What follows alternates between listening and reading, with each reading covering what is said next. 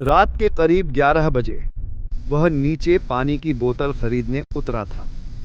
सब सामान्य था जब तक कि लिफ्ट पहली बार 7वें फ्लोर पर नहीं रुकी। तब उसने सोचा था शायद मशीन खराब है, लेकिन जैसे ही दरवाज़ा हल्का सा खुला, अंदर तक एक सूखी ठंडी हवा चली आई। हवा में एक अजीब सी सीलन थी, जैसे बहुत पुराने किसी कमरे का दरवाज़ा खुला हो। अरमान ने तब तुरंत क्लोज बटन दबा दिया था। लिफ्ट वापस चल पड़ी थी, पर अब वो दूसरी बार यहाँ फंस गया था। करीब 100 शब्द बीतते ही उसे लिफ्ट के ऊपर की छत से हल्की सी टक टक टक की आवाज़ सुनाई देने लगी। आवाज़ धीमी थी लेकिन साफ, जैसे कोई ऊपर से चल रहा हो या कुछ घसीट रहा हो। अरमान का गला सूख गया।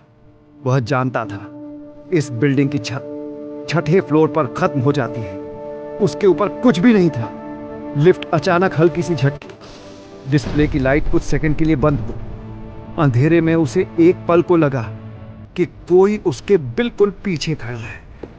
जब रोशनी लौटी, लिफ्ट की दीवार पर नमी के बीच एक उंगली की बनाई हुई लाइनें दिख रही थी, ऐसी जैसे किसी ने अंदर से दीवार पर हाथ फिराया हो। उसे तब याद आया, इंटरनेट पर इस बिल्डिंग को लेकर एक अफवाह चलती थी। कहा जाता था कि जब यह इमारत बन रही थी तो 7वां फ्लोर भी प्लान किया गया था, पर फिर अचानक बंद कर दिया गया। किसी मजदूर की मौत हुई थी और पूरा फ्लोर ध्वस्त कर दिया गया था। पर लोग कहते थे उसकी मौजूदगी मिटाई गई, पर उसका रास्ता नहीं। लिफ्ट फिर एक बार झटकी, इस बार इतनी जोर से कि अरमान गिरते गिरते बचा। डिस्प्ले झिलमिलाया और ओपन लाइट जल उठी। दरवाजा धीरे धीरे सरकने लगा।